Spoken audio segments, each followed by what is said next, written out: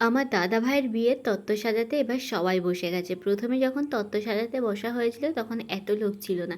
আমরা যখন গেছিলাম গঙ্গা দেবীকে নিমন্ত্রণ করতে সেই ফাঁকে বাড়ি এসে দেখি কত লোক বসে গেছে তত্ত্ব সাজাতে। অনেকগুলো ট্রে এদিকে সাজানো হয়ে গেছে, সেটা তোমাদেরকে পরে দেখাবো। আর এদিকে আমার মা, বোন সবাই মিলে তত্ত্ব সাজাচ্ছে। এটা ছিল আমার একটা পুচকে ভাই। আর দেখো ও খাবার জিনিসগুলো নিয়েই বসে আছে। আর এদিকে আমি আর কাকিমণি বসে, বসে দেখছিলাম যে কে কী করছে। তারপরে যখন দেখলাম যে না এ একা পেরে উঠবে না, তখন সবাই মিলে হাত লাগানো শুরু করলাম। প্রথমে ফাস্ট ফুডের ট্রেগুলো সাজানোর পর এরপর চলে এসেছি জামা কাপড়গুলো সাজানোর জন্য।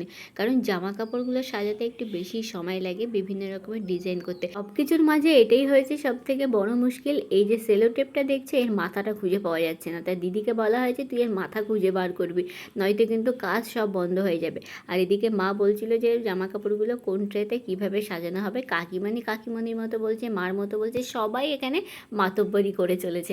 আলটিমেটলি কিন্তু কাজের থেকে মাতব্বরিটাই বেশি হচ্ছিল, কিন্তু আমরা বুঝতেই পারছিলাম না যে কী করব, যার জন্যই মাতব্বরিটা বেশি হচ্ছিল। অনেস্টলি বলছি সব কিছুর মধ্যে আমার বেশ মজা লাগছিল, কারণ সবাই সবার মতো মতামত দিচ্ছে আর কোনো কাজই এগোচ্ছে না। সবাই তত্ত্ব সাজানো নিয়ে ব্যস্ত, কে কোন ট্রেতে কীভাবে রাখলে সুন্দর লাগবে সেটা নিয়ে ডিসকাস করছে, আর আমি এদিকে মজা নিচ্ছি, কারণ আমি তো বুঝতেই পারছি না যে কোন ট্রেতে কীভাবে রাখতে হবে। তারপর আমি একটু বললাম যে এটাকে এইভাবে রাখো। তবে হ্যাঁ, কাজের মাঝখানে বসে থাকলে তো বেশিক্ষণ ফাঁকি দেওয়া যায় না, তাই আমি যেটা পারি আমি সেটাই বেছে নিয়েছি। আমি বললাম কি আমার কাছে স্টিকারগুলো দাও, আমি সেটা লেখালেখি করে দিই কোন ট্রেতে কোন স্টিকার যাবে। তো বোন ওইদিকে বলে দিল যে কোন ট্রেতে কার জন্য লেখা হবে, আর আমি সেগুলোকে লিখে এক এক করে স্টিকারগুলো লাগিয়ে দিলাম। আর এতে কাজটাও অনেকটা সহজে হলো এবং তাড়াতাড়ি হলো। সবাই মিলে যখন জল্পনা কল্পনা শেষ করে পাচ্ছিল না যে কে কী করবে, তখন একজন ট্রে সাজালো, একজন ট্রেটাকে সুন্দর করে প্যাকেটিং করলো, আর আমি এদিকে স্টিকারগুলো লিখে দিলাম। একজন সেলোটেপ কেটে সুন্দর করে তাড়াতাড়ি করে গুছিয়ে নিয়েছি, কারণ 50% কাজ হয়েছে, এখনো 50% কাজ আমাদের ফেলানোই রয়েছে, তার জন্য তাড়াতাড়ি করতেই হবে। এরপরে খাওয়া দাওয়া করে আরও অনেক কিছু কাজ আছে, অনেক রিচুয়ালস আছে, সেগুলো তো দেখতে হবে। আবার ওইদিকে ভোরবেলায় উঠতে হবে, সূর্য ওঠার আগেই সবাইকে উঠতে হবে, উঠে ওইদিকে জল সইতে যেতে হবে, দধি মঙ্গল হবে, অনেক কিছু কাজ আছে। আর তারপরে তোমাদেরকে দেখাই, এই যে দেখো গায়ে হলুদের শাড়ি, এটা সুন্দর করে একটা প্যাকেট করা হয়েছে।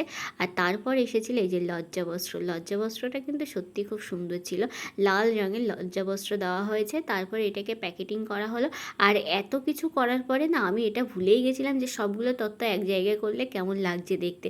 তো তারপরে দেখো খাওয়া দাওয়ার পরে রাত যখন 1টা বাজে, তখন আমার মনে পড়েছে আমি হাতে মেহেন্দি করব। তো মেহেন্দি বলতে সামনে পড়েছিল চায়না মেহেন্দি। এই খাটের উপর থেকে লাথি মেরে নিচে নামিয়ে দেওয়া হচ্ছে, ওই এইখানে বসে মেহেন্দি করছে। জায়গা নেই ওর আর কোথাও বসে মেহেন্দি করার। নিচে উপরে খাটের উপরে এত লম্প হচ্ছে, তাই আমাকে নিচে নামিয়ে নিয়েছি যাতে আমি আর নাড়াচাড়া না হয়। কোনো দিক থেকে নড়াচড়া হবে না, পুরো ঠেসে রয়েছে। হ্যাঁ ঠিক আছে।